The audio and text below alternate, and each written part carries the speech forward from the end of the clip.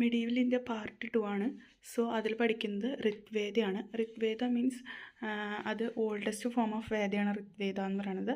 Maximum number of ഹമ്മിങ്സ് means ശ്ലോക മന്ത്രങ്ങൾ 1028 മന്ത്രങ്ങളുണ്ട്. അതുപോലെ തന്നെ വരികൾ എത്രയുണ്ടെന്ന് ചോദിക്കും. വേഴ്സസ് 10600 വരികളുണ്ട്.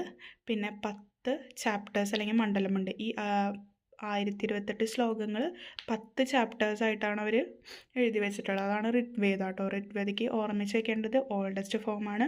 മാക്സിമം നമ്പർ ഓഫ് ഹമ്മിങ്സ് അതായത് ശ്ലോകങ്ങൾ 1028. മാക്സിമം നമ്പർ ഓഫ് വരികൾ അല്ലെങ്കിൽ versus 10600. Maximum number of chapters അല്ലെങ്കിൽ മണ്ഡലാസ് 10. ഇനി അതിൽ ഇമ്പോർട്ടൻ്റ് ആയിട്ടുള്ള മണ്ഡലാസ് 9ാമത്തെ മണ്ഡലമാണ് നമ്മളുടെ സോമമണ്ഡല, ചെടികളുടെ ദൈവം. അതായത് സോമമണ്ഡലമാണ് 9th മണ്ഡലം എന്ന് പറയുന്നത്.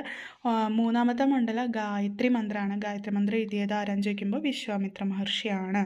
ഇനി 10ാമത്തെ മണ്ഡലം ചോദിക്കുമ്പോൾ വർണ്ണാസ്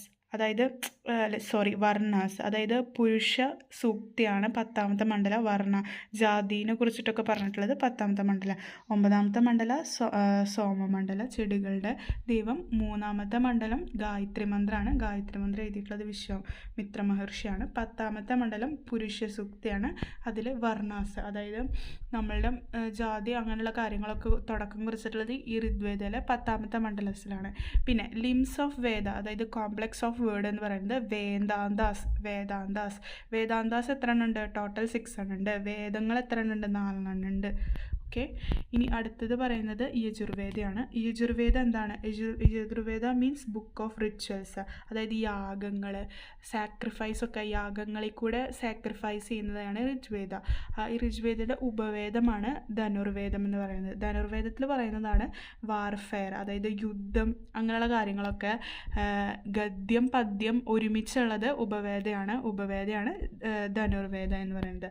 പിന്നെ ഹിന്ദു ഫിലോസഫിയിൽ ഏർലി സ്റ്റേജിൽ എത്ര സ്റ്റേജസ് ഉണ്ടെന്ന് ചോദിക്കും. അത് 4 സ്റ്റേജസ് ഉണ്ട്. അതിൽ 1ാമത്തെ ബ്രഹ്മചര്യമാണ്. അതായത് നമ്മുടെ വിദ്യാഭ്യാസ കാലഘട്ടം, ഗുരുകുലം അങ്ങനെയുള്ള കാര്യങ്ങൾ. 2ാമത്തെയാണ് ഗൃഹസ്ഥ അതായത് ലൈഫ് ആഫ്റ്റർ മാരേജ്, ഗൃഹസ്ഥയാണ്. 3ാമത്തെയാണ് വാനപ്രസ്ഥ മീൻസ് റിട്ടയർഡ് ആയിട്ടുള്ള ലൈഫാണ്. 4ാമത്തെയാണ് സന്യാസ അതായത് മോക്ഷത്തിന് വേണ്ടിയിട്ടുള്ള ഒരു കാലഘട്ടമാണ് സന്യാസ. സോ 4 സ്റ്റേറ്റ് ഉണ്ട് ഹിന്ദു ഫിലോസഫിയിൽ. ഫസ്റ്റ് ബ്രഹ്മചര്യം വിദ്യാഭ്യാസ കാലഘട്ടം, 2ാമത്തെ ഗൃഹസ്ഥ മാരേജ് ലൈഫ് ആഫ്റ്റർ മാരേജ്, 3ാമത്തെ വാനപ്രസ്ഥ അതായത് റിട്ടയർഡ് ലൈഫ്, 4ാമത്തെ സന്യാസ അതായത് മോക്ഷത്തിന് വേണ്ടിയിട്ടുള്ള ആ ഒരു കാലഘട്ടം. ഇനി അടുത്തത് നമുക്ക് പഠിക്കാനുള്ളത് സാമവേദ എന്തിനെ കുറിച്ചിട്ടുള്ളതാണ്? Book of songs, book of Vedas. Next ക്ലാസ്സിൽ പറയാം.